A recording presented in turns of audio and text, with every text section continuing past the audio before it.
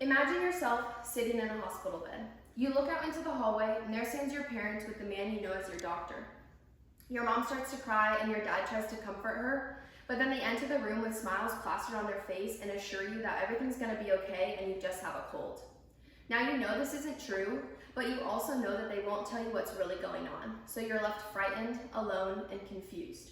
Can you imagine this? Seems pretty awful, right? Well, many children are left feeling this way as their parents work to keep their diagnoses and prognoses secret in an effort to keep their child's spirits high. Researchers have begun to discover that children know they're dying even if they're not told so. So why then is it allowed for parents and doctors to withhold information from their sick children? Children are currently being strung along through hard and dangerous illnesses without being told what's truly happening to their body. They're told they're sick or just have the common cold, but what child really believes that as they sit in a hospital for weeks or months getting sicker and weaker by the day? According to the Adolescent Health Group in 2001, a physician may, with or without consent of a minor patient, advise the minor's parents of the treatment needed. This statement is made in regards to children under the age of 15, but also for the most part applies to kids until they're 18 years old. This means that doctors do not need any form of pediatric consent in order to implement treatment, let alone inform the child of what's actually happening to them. And this is where the problem arises. Whether you have kids like some of you in the audience, or you will one day like the rest of you, for 18 years you are responsible for the care of your child and choose if they get a voice in their medical care. It's up to you, along with medical professionals, to change the way the healthcare system runs right now. Children need to be included in all aspects of their medical care, especially when it comes to end-of-life treatment. Doctors need to be required to speak to children with their parents, as well as allocate time to just spend with the pediatric patient.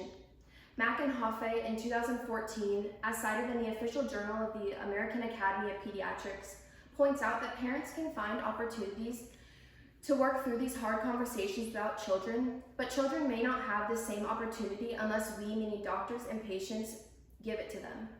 They need the time to cope and comprehend everything that's happening to them. This is so important. It is unfair and honestly unethical to withhold this type of information from a child. In doing so, you are eliminating their voice and their autonomy. If we start changing the way diagnoses are given, we could heighten the sense of trust and support a sick child feels. The Journal of Adolescent Health in 2018 wrote about a study done by Dr. Victoria Miller, which claims that parents found it very important for their children to have alone time with a doctor to speak with them and voice any concerns they may have. They found that it reduced the amount of fear, sense of aloneness, and wondering that they had about what lies ahead when they were diagnosed with hard diseases. Our current system is far from adequate for any child who is sick.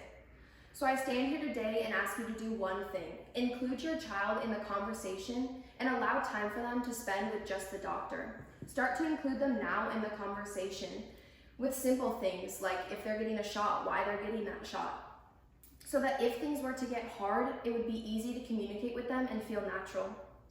This small contribution on your part could lead to a huge change in the pediatric world of medicine.